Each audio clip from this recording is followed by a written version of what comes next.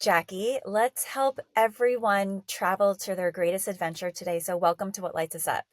Thank you so much. Thanks so much for having me. I'm excited for this conversation. Who doesn't love travel, right? Yeah. Last year, when I lost my job, I was inspired by someone who came to visit, who was staying next door to me, who was a traveler. And he was from Greece.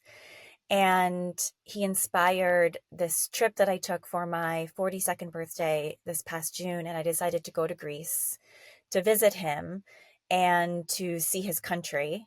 And it was the first time that I went for an extended solo trip. I went for about 10 days and I literally almost canceled like three times. And I'm like, what am I doing? Why am I going all the way around the world solo? I was so scared. I'm like, I'm crazy. This is crazy. And I ended up absolutely loving it. Where Yeah. I was there and I was like kicking myself, like, why did I plan every single part of my trip? Like, I was so scared to have the unknown because I was solo. And I was kicking myself as I was traveling. And I was like, okay, if I had stayed longer in that one little village and talked longer to that art gallery artist or that coffee maker, like they probably would have found someone for me to cook with, which is what I learned to do in Italy and now try to do every time I travel somewhere. And I thought to myself, okay, when I'm coming back, why am I rushing back? Like I work for myself, I'm single, I have no kids. Why am I rushing back? And why was I so scared to do this solo travel journey? Yeah. You've been on a solo travel journey for the past couple of years. Mhm. What inspired the journey that you've been on? Yeah. The solo journey was actually a mistake. I kind of stumbled into this. So, quick story in 2017, my brother was actually living in Japan. And I was living in Tallahassee, Florida at the time. I had just graduated FSU a couple years prior. And I wanted to go visit my brother. So I had saved up a lots of PTO and lots of funding to make this trip happen. Um, Mind you, I am a freshly new into my career, so I wasn't making a lot of money. And I had to drive from Tallahassee down to Tampa. And once I got to the airport, I was at my gate.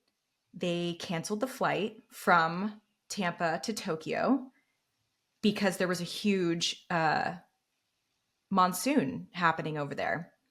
So I go to the counter and they said, you have two options. You can either rebook another flight for the same value or you can get a full refund.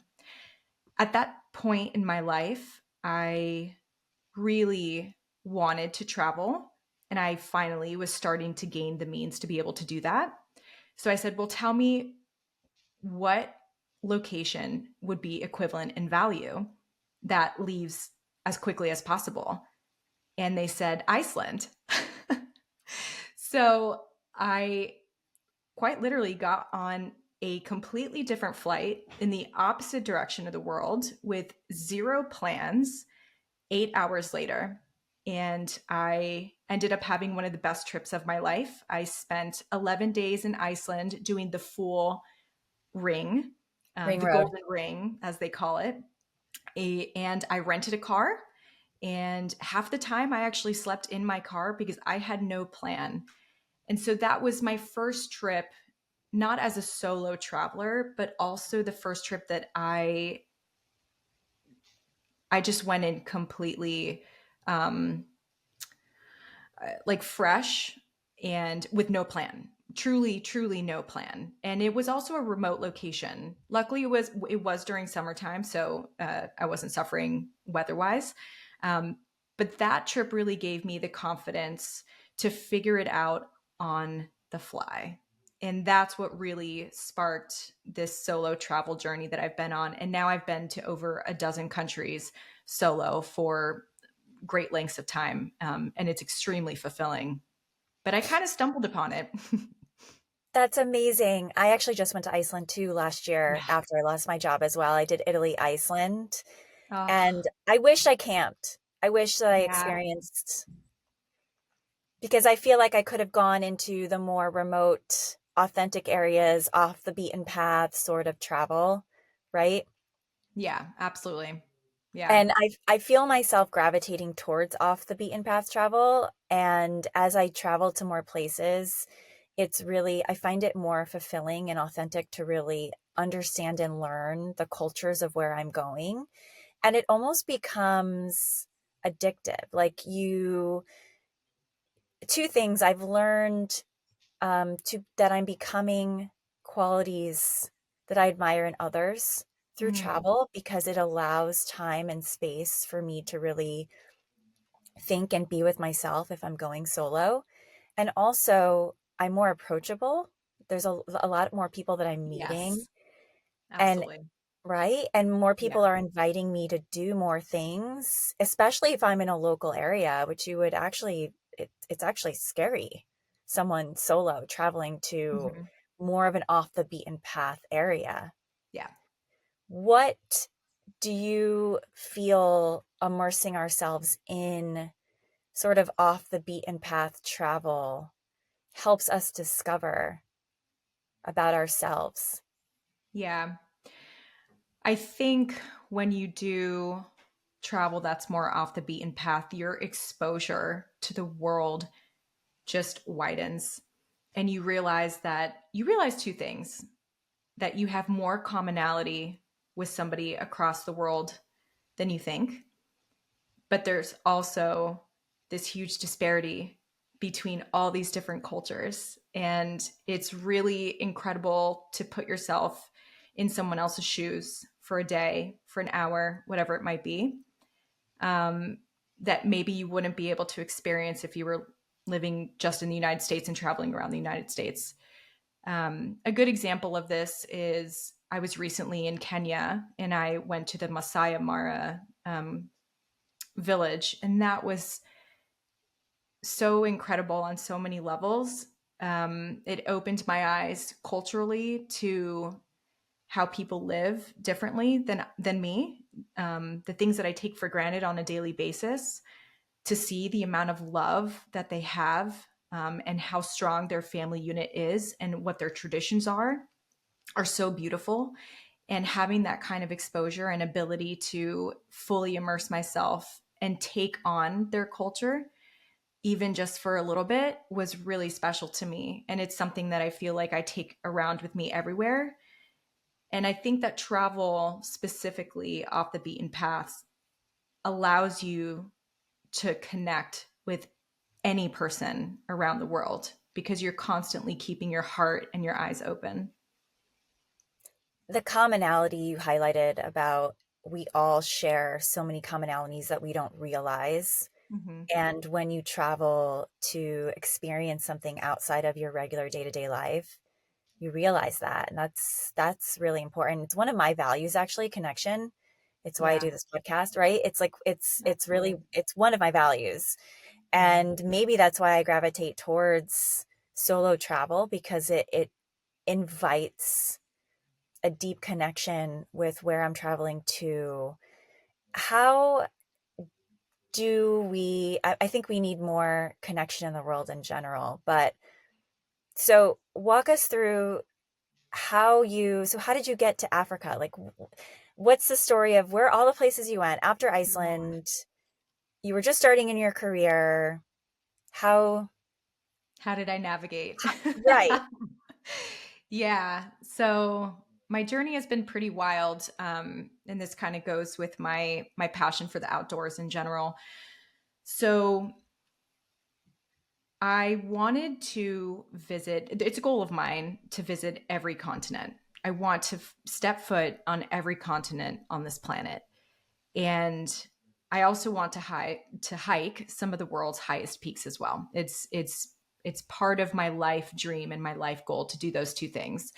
And I wanted to go to Kenya specifically, for a safari and do that bucket list once in a lifetime safari trip to see some of the animals that you see in a zoo in their natural environments, and how, most importantly, how Kenyans interact with nature and what that looks like as well, during the migration season. So that was so beautiful. And after Kenya, I did decide to stay longer. This was a last minute decision on my part. I decided to go to Tanzania after, and that was also just a completely incredible experience. And I climbed Kilimanjaro. I saw that. That's incredible. Thank you. Were you a It was hiker hard. before? I mean, did you just like show up and decide, okay, I'm going to hike this mountain, or were you a hiker before? Yeah, I've been a big hiker my whole life. So it started when I was pretty young. I grew up in Los Angeles, in Culver City, and my mom and my brother and I would go to Runyon Canyon every Sunday. And at that time, when you're a kid, I absolutely hated hiking. Like, there was nothing worse to me than hiking on a Sunday. Like, I just wanted to relax and not do that. So that was kind of ingrained in me from a very early start in my life. But as I got older, I realized that my connection to nature and specifically hiking allowed me to organize my mind better and to work through things. And it really kept me grounded to myself in a really bustling city. I've always lived in large cities. So my escape has always been to go hiking. And as I became deeper in the hiking world, I also started solo hiking. I backcountry camp alone. Um, it's a way to challenge myself and assess my risk slash fear, and my tolerance for that. Um, so my journey started as I absolutely hate hiking on Sundays with my mom to now summiting some of the world's largest mountains. But in between that was a lot of self discovery and what it meant for me to be out in nature and how to keep myself grounded. And climbing Kilimanjaro was a stepping stone to much greater summits that I want to complete in my life. And, you kind of go to a really special place when your physical body is undergoing such stress and your mental state is trying to catch up with you. And so there's a really special time that your brain is the only thing that's keeping you going, not your physical body sometimes. um, so I think I'm constantly on the search for that place that I go to mentally. And it's a really deep and inward place that I meet myself. And I love it. I'm addicted to it. It's funny. I wasn't a hiker either. Also am not a camper. And I started to train. So for my 40th, I hosted a trip to Peru. So I invited some friends to Awesome. Peru and I wanted to hike Rainbow Mountain and this glacier lake called Humanité Lake. I don't know if you've been to Yes. Peru. Oh yeah. So the altitude, I was like, okay, I need to train. So I started going to Mount Baldy here in Los Mhm. Angeles. I don't know if you've done it. Yeah. So it's known for sort of like a weird energy because a lot of people have been found Mhm. missing on that mountain. Yeah. The But vortex. yeah, maybe it's a no, I don't know, maybe it's this odd vortex of that mountain, but I find the energy actually very calming there. I don't find it a weird energy and I go there. I've hiked the summit actually probably 4 times now, and Awesome. I brought friends with me a couple of those times. I've done it once solo, and then I did a couple times with friends. And last year, I actually invited the guy I would talked about that I met last year that was visiting. I invited him because I wanted to get to know him better, so I invited him to come with me. And Hmm. it actually invited sort of this connection, like this. It solidified a friendship and created a friendship hiking with someone where Yes. you're actually mentally going through this experience together and all you have is each other. It's like he Hmm. ran out of water. I didn't actually tell him that it was, a 3,000 foot elevation gain and it was like a strenuous hike. I was just like, oh, we're going hiking. And then it was like, oh, he's like, oh, this is a real hike. Like, I didn't bring enough water. He was not prepared. Not prepared. but it's like this sense of accomplishment. Like you're coaching each other up this mountain, but you're learning so much about it because each other, because you're together and you're mentally just focusing on this one task to get to the top. And then when you get to the top, you're like, oh my God, this was such a sense of accomplishment that you sort of Absolutely. you move from like literally so focused on reaching a goal. And then when you come down, I don't know if you've experienced this, when you're coming down, you have like a reflection on what helped you climb to the top. And when we were coming down the mountain, we actually ran into snow. It was July, but we ran into snow, which was Ooh. really fun. And then he like yelled out, at that point of reflection, he's like, "You are like badass." And I had never actually considered that about myself. Like it was almost like I had to hear someone else say that. Mhm. Yes. And it just it's and I like you said, and it makes you addicted to this experience Yeah. of, and also it is one of my values, so it helps relate that. But part of this podcast is also discovering what is it about us that helps us create something or do something that we had no experience in. I mean, you're talking about traveling solo. You had no experience traveling solo, and Right. you've continued to do that through your life. You're not waiting for someone to come to join you to have this experience. Yeah. You're creating it for Absolutely. yourself, Yeah. right? So how can someone that knows that they want to have an experience that they maybe don't have experience in, but they know they're looking for a passion, a joy, something different in their life, but they don't know how to find that. How can someone find their path to their greatest adventure? Yeah. That's a great question. I think, and I'll stay on the topic of travel. Let's say that you really do want to step outside of your comfort zone and you want to embark on your first solo travel.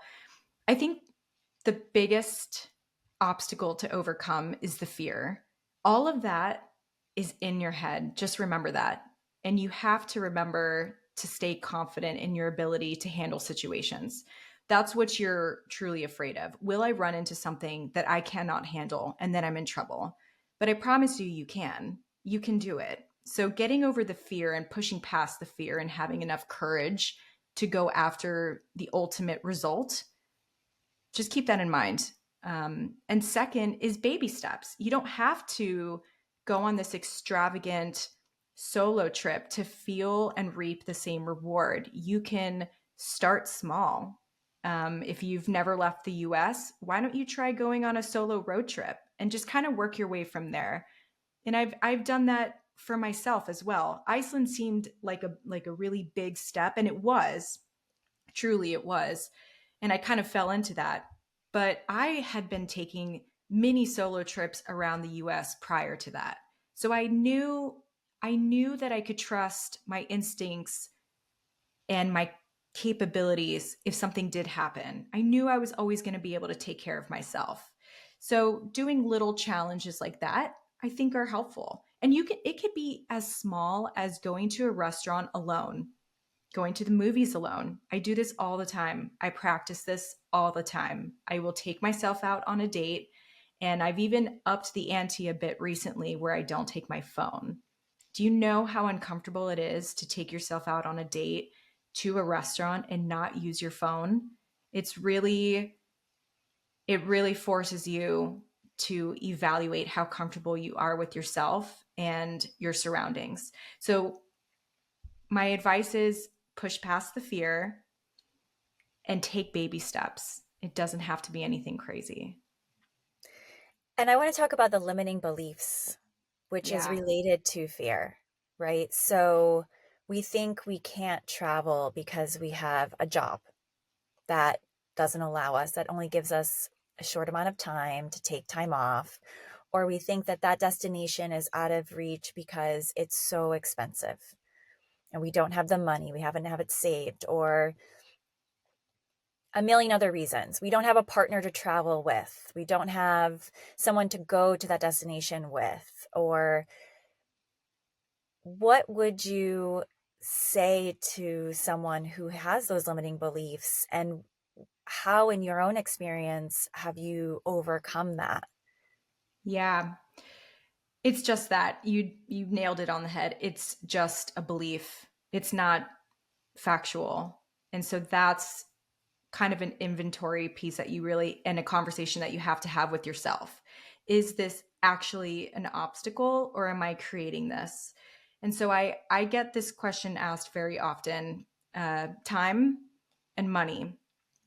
And I am so passionate about exploring as much of this earth as possible, whether it's visiting different cities or going on different hikes, that I make it work. So let's talk about time. So timing is really important. I am in the tech world, and my time is a very valuable resource to me, and I don't always have the time to take off or PTO, whatever it might be. So I have to be really strategic.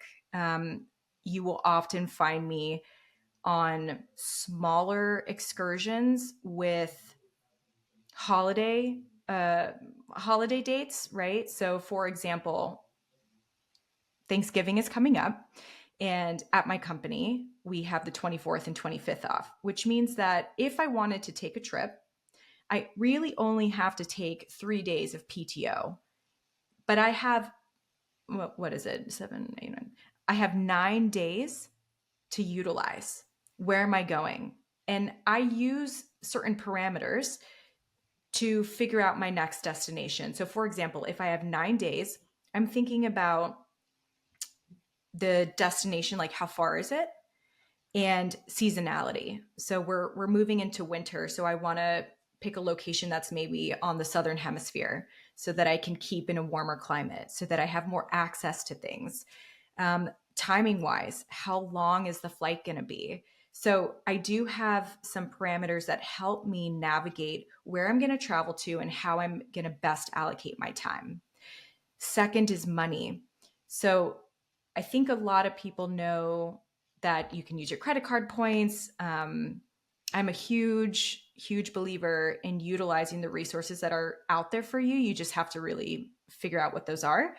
Um, and not everybody likes to travel this way. However, I am comfortable being uncomfortable, meaning I'm okay with renting a car and using that as my home on wheels. I'm totally fine with that.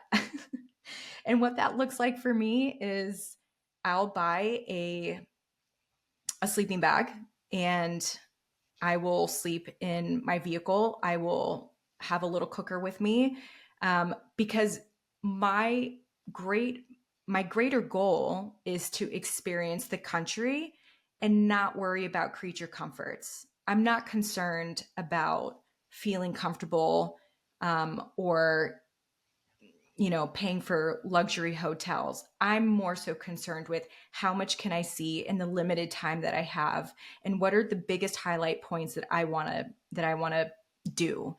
And so oftentimes I have a sacrifice level, right? Where it's money and time are always competing. And then specific to the money piece, my comfort level will always be decreased for money, right? So not everybody likes to travel that way. It's not for everybody. Sometimes I'm a little bit more scrappy than others, but it's truly because I have a true passion to just pack in as much as I can. That okay, I want to come with you. That sounds amazing. I don't know about camping in my car, but actually I did that in Alabama Hills, but Oh, once. so And it was fun. actually really fun. It was actually a That's cool great. experience. I was a Yeah, little scared if a bear would come and, break into the car, but besides that, I bought a mattress that fit like exactly into my trunk. exactly. You can make it comfortable for yourself. I think that's also an important piece too. Is I know this is super corny, and this is just a little bit about me, but there is one creature comfort I will not give up, and I even took it to Kilimanjaro, which is my blanket. There are such few Mm. things and small things that I will not sacrifice on. I'll sleep in a car for however long, but I won't skip out on bringing my blanket. because that's the one creature comfort that I will hang on to. So I think you also have to assess what that level of comfort looks like and what you're willing to drop.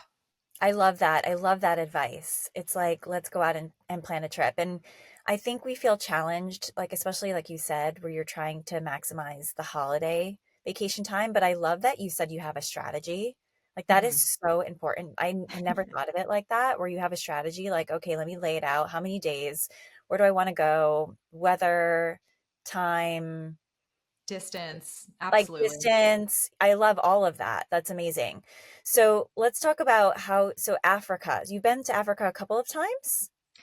I've only been to Africa once, and it was in one big stint. I landed in Cairo and had some time there. Then I went to Kenya and Tanzania. Okay.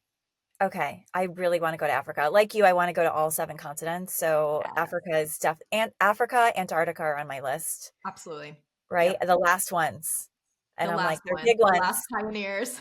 They're big ones. Africa's really far away. So it's like, how do we find time to go to Africa? But Yeah, it's it's part of doable. It is doable. Part of this travel bug that I've been recently on is I'm working on creating a life that allows me the freedom and flexibility to do what I want. And so when I lost my job, I decided that my power didn't lie in another company, that I couldn't create my power. And so I decided to create my own business, and I have the flexibility. And so now it's when I came back from Greece, I talked to my clients and I said, "Hey, are you okay with me working remote?" And they were like, "Yeah, as long as, works out timing wise, like, yeah." And so I went back to Italy, and I've talked about it in other episodes. And I just felt this calling to go back to Mhm. immerse myself in the roots of my heritage. My grandfather was born in a small village in Italy outside of Naples, and immerse myself in the food culture as an extension of my cookbook, which was called Cooking with Italian Roots. Awesome. And I thought, well, I wouldn't actually do this, for vacation, but I have all of this time. If I lose my job, why don't I just do that? So I did lose my job. I did go back to this place in Italy, and it brought me so much joy to experience an authentic way of travel. And for the past year, I've been talking about sharing the experience of staying in this small town that was so transformational for me, to Mhm. experience slowing down and sitting with my cousins or neighbors, they were directly neighbors, and eating a meal every lunch and dinner together was so incredible for me that I kept talking about it, and I wanted to share the experience. I just want to share it with others. It was such an incredible experience that I've been wanting to design a retreat to bring people to experience that. And it's this small little town, like no one speaks any English. The same man walked by the door 3 times a day. I mean, it's literally like everyone in the town knows what you're doing. They all know me as the American when I come in. I love it. And it's so I finally went back a few weeks ago, and I finally decided, you know what? Like, I want to create this retreat. It means a lot to me to share this experience with others, because it was so incredible for me. Like, when does someone get the chance to Yeah. travel and immerse themselves in a local culture? But then there are like the logistics, like I did work from there. So I was able to dial into calls and stuff. And I worked just as much as I worked when I'm here. So, Yep. but it was like the logistics of actually designing a retreat, talking about designing travel, and all of that goes into it. But it's also like, okay, legally, am I allowed to sell travel? Like, how do I Right. host people? How do I sell this? How do I market it? Then there's this whole guilt around charging people. Yeah. And my cousin was like, but Christina, you're taking people on vacation. Why would you do that for free? Like, you're doing all of the trip planning for them. Why do you feel guilty? I still feel guilty. There is still a guilt, like I'm collecting money from people for this retreat, but I know I just want to share this experience. Like, I just Yeah. want to share it. And you host a retreat, or you have hosted a retreat in Kenya. So Yes. let's talk about that. How Yeah. did you go about planning that? Yes. Okay. So for some background, myself and a really close friend of mine, Lisa, we are both deep into the travel world. And her and I travel a little bit differently. I'm more of the adventure, rugged, like I mentioned, sleep in my car type of traveler. Whereas Lisa is a bit more luxury on the luxury end and loves to stay at resorts, but also really loves adventure. So we came up with a travel company and we wanted to combine our two types of travel, which luxury accommodations, but completely geared towards adventure. And we also wanted to target locations that are a little bit difficult to plan. It's not easy to plan a trip to Kenya. It's not easy to plan a trip to the Galapagos or really remote locations. It takes a lot of coordination.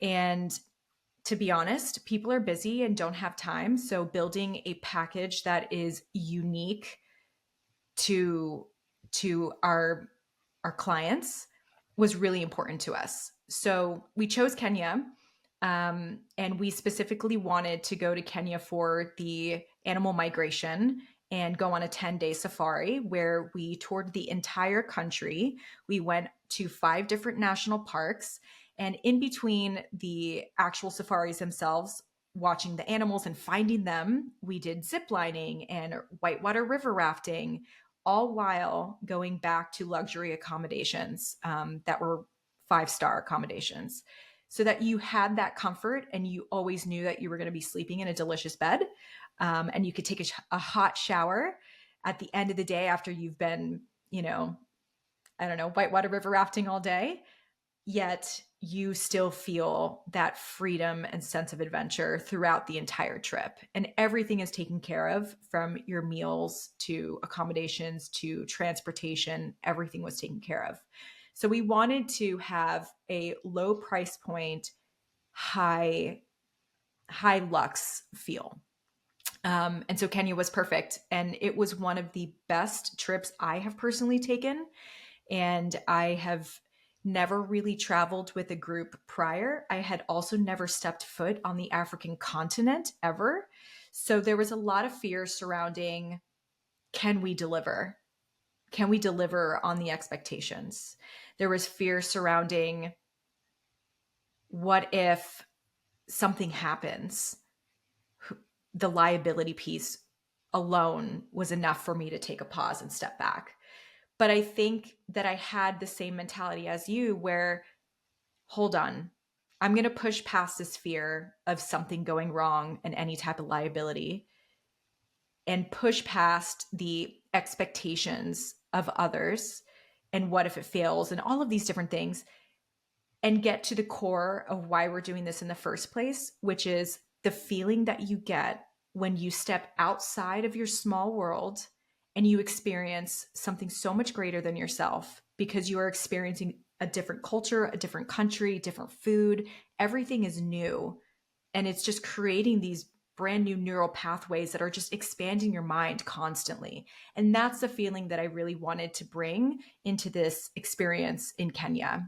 And we are going to continue going to Kenya specifically, and we'll change up the itinerary. We've learned a lot on how to navigate those relationships with our operators that we have on ground.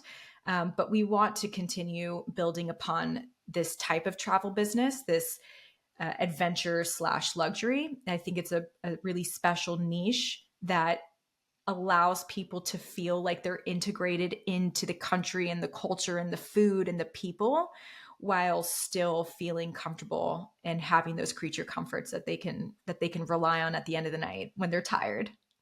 I'm so in. I want to do this. I was looking at your website. I'm like, okay. And the last trip was around my birthday. So I'm like, I'm so in. Like, I'm like Let's do literally, it. because your last trip was right before July 4th. Talk about planning Yes. around holidays. Yeah, exactly. We specifically designed it to be 8 days. So you were taking 6 days of PTO, super reasonable. And the price point was amazing. Typically, safaris run about 5 to 7 grand. We were able to work with individual operators that got our price point just below $3,000. That's pretty unheard of. Um, but I think it's because of the relationships that we are starting to build. And I'm really excited to see where we can take this. Sky's the limit because there's endless things to do in Kenya. I mean, that country is one of the most beautiful places that I've been to. And the people are so sweet and the food is delicious. So it's definitely something that we want to continue growing upon. Oh my God, that it sounds amazing. I love adventure. I mean, who doesn't love adventure, Yeah. right?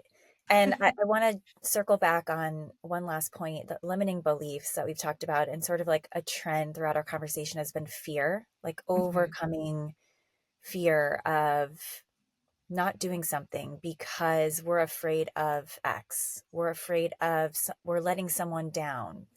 We're letting our job down. We're letting someone's expectations down. We have fear we can't do it. We have a fear of charging. We have a guilt, all of this stuff.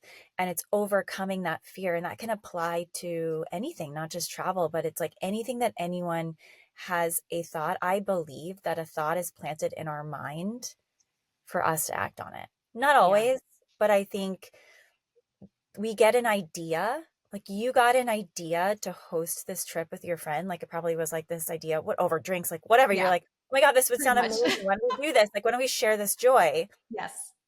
I had the same idea. I had a pitch to my cousin who lives in Italy. She lives in this town. She's like, what's a retreat? In Italy, they have no idea what a retreat is. Yeah. Yeah. I'm like, people, because I go, it's essentially for Americans that are unhappy with their lives Yeah. and they want to go and experience something else outside of their life because they're looking 1000%. for a transformation.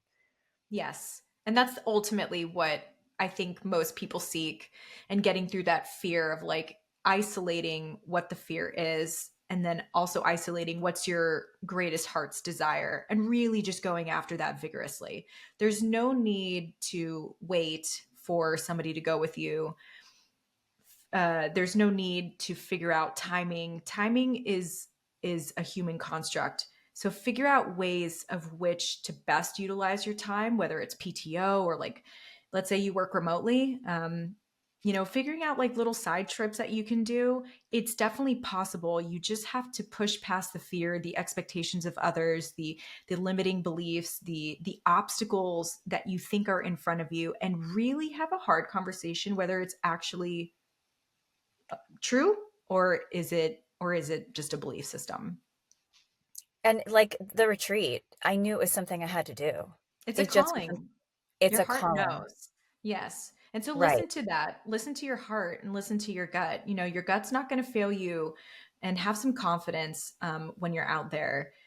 Your gut is there to navigate some of life's speed bumps, but your heart is going to point you to what you desire the most. And that's what you should be going after. And if you get those uncomfortable butterflies, good. That means that you're going in the right direction. I get those all the time.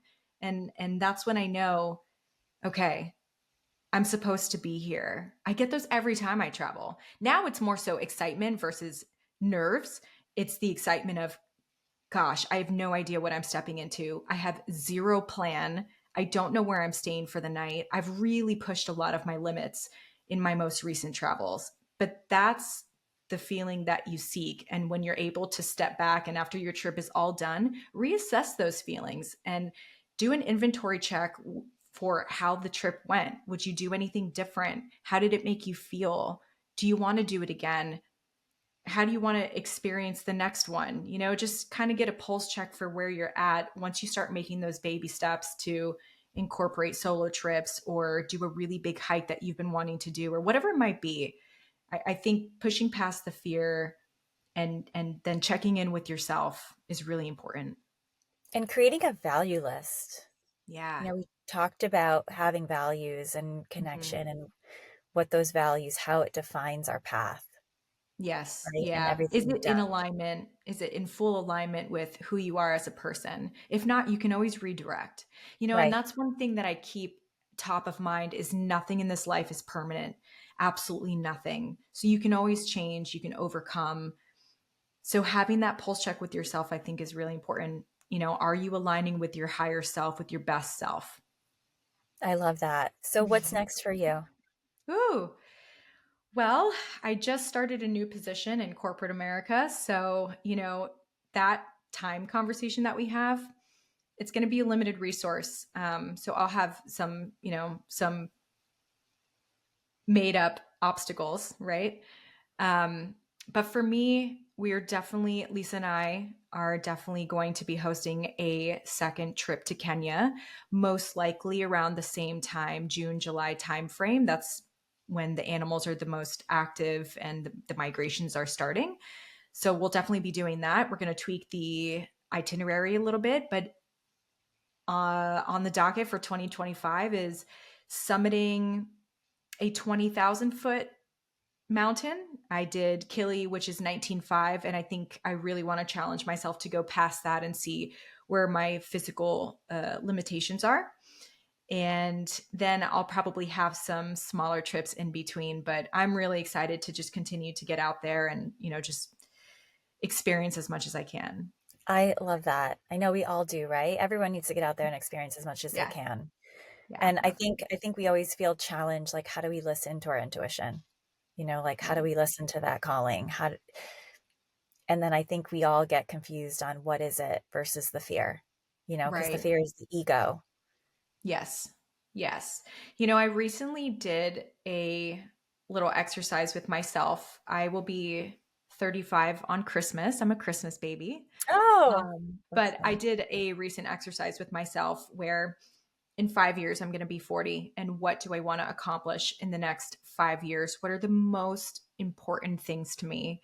And that's just another way to get a pulse check and take some inventory with yourself. And so that is also going to be a guiding, um, a north star for your heart and your desire. So I would encourage anybody to take some time and write down maybe 3 things that they really want to accomplish in the next 5 years of their life, and then start breaking it down into quarters, into years, and how are you going to accomplish that?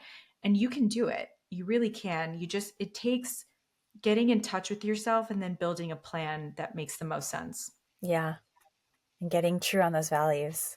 Yeah. So how can everyone find you, follow you, book your trip? Yeah. So I have an Instagram and you'll see that it's full of hiking. I mean, the obsession is real. So you can find me on Instagram. It is DELAE 810. So Dela E 810. And I do have a link to upcoming trips in my bio. I'm so excited to host this coming year. It's going to be absolutely epic. We had a lot of lessons learned, and what we wanted to incorporate and how we wanted the experience to feel. So I'm super excited about 2025. We might have a surprise travel trip to a new location that we haven't announced yet, but that's all coming down the pipeline. And yeah, you can find me on Instagram. Amazing. Well, great. Thank you so much for coming on. Thank you so much for having me. I really appreciate it. Loved the convo. Oh, great. I know it's so great, right? What lights us up? Exactly. No, I love it.